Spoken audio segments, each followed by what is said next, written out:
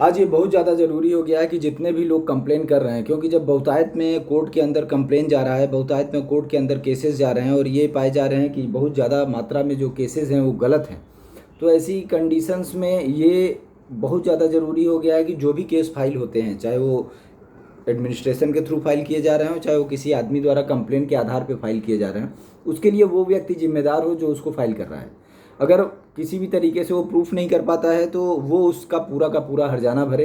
इस चीज़ का एक कंपलसरी एक्ट बनना बहुत ज़्यादा ज़रूरी है। अगर ऐसा नहीं हुआ तो इस तरीके से धूर्त ताकतें दूसरों को परेशान करने के लिए ऐसी हरकतें करती ही रहेंगी।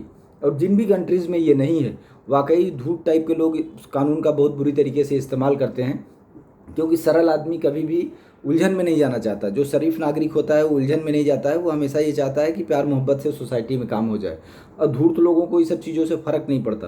तो ये बहुत ज़्यादा ज़रूरी है कि अगर देश के अंदर ऐसी परिस्थिति आ रही है, ऐसा देखने को मिल रहा है, तो एक बार सर्वे कराया जाए, वकीलों को लगा करके या बाकी लोगों को लगा करके एक सामाजिक सर्वे कराया जाए, बच्चों को लगा करके, कॉलेज के बच्चों को, लॉ कॉलेज के बच्चों को लगा करके समाज में सर्वे कराया जाए कि जो डिलीवर हम करना चाह रहे हैं, अपने जनता को जो डिलीवर करना चाह रहे हैं, वो डिलीवर हो पा रहा है कि नहीं हो पा रहा है। और जो डिलीवर हो रहा है, कहीं ऐसा तो नहीं कि उसका कुछ धूर्त लोगों ने एक रास्ता निकाल लिया है बेनिफिट कमाने का, या कुछ पैसा कमाने का, या कुछ इस तरीके से ब्लैकमेल करने का सोसाइटी में।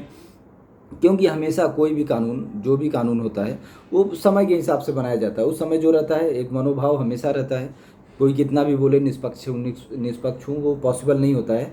क्योंकि एक मनोभाव, व्यक्ति के अंदर मनोभाव होता ही है, तो व्यक्ति जो भी काम करता है उस पर उसका मनोभाव रहता है। वो कितना भी कुछ भी बोले, क्योंकि व्यक्ति कर्म करता ही है। अगर वो समाज छोड़ दे तो भी वो कर्म करेगा, कर्म नहीं करेगा तो जिंदा नहीं रहेगा। तो ये इंसानी प्रवृत्ति है। ये बहुत ज़्यादा सोचने की बात नहीं है, क्योंकि वक्त के साथ अगर सर्वे नहीं किया गया, किसी भी स्पेशल एक्ट का सर्वे करना समय के साथ बहुत ज़्यादा ज़रूरी है कि समय के साथ उसको रहना चाहिए, नहीं रहना चाहिए। पता चला जिस एक्ट से लोगों को बेनिफिट था, उसी एक्ट का इस्तेमाल वो दूसरे के दमन के लिए करने लगे।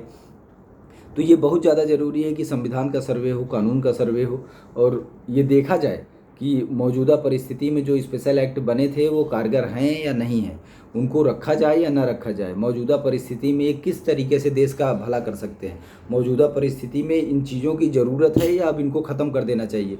ये भी देखना बहुत ज़्यादा ज़रूरी है कि जो परिस्थितियाँ हैं, जब उन्हें पास किया गया था तो अलग परिस्थिति थी, आज 10-20-50 साल बाद अलग परिस्थिति है।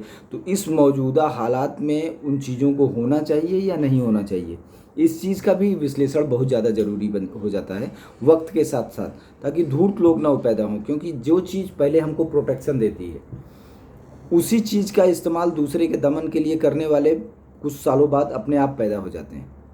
क्योंकि अगर प्रोटेक्शन दे रही है तो मतलब दूसरे को रोक रही है, बिना दूसरे को रोके वो प्रोटेक्शन नहीं देगी।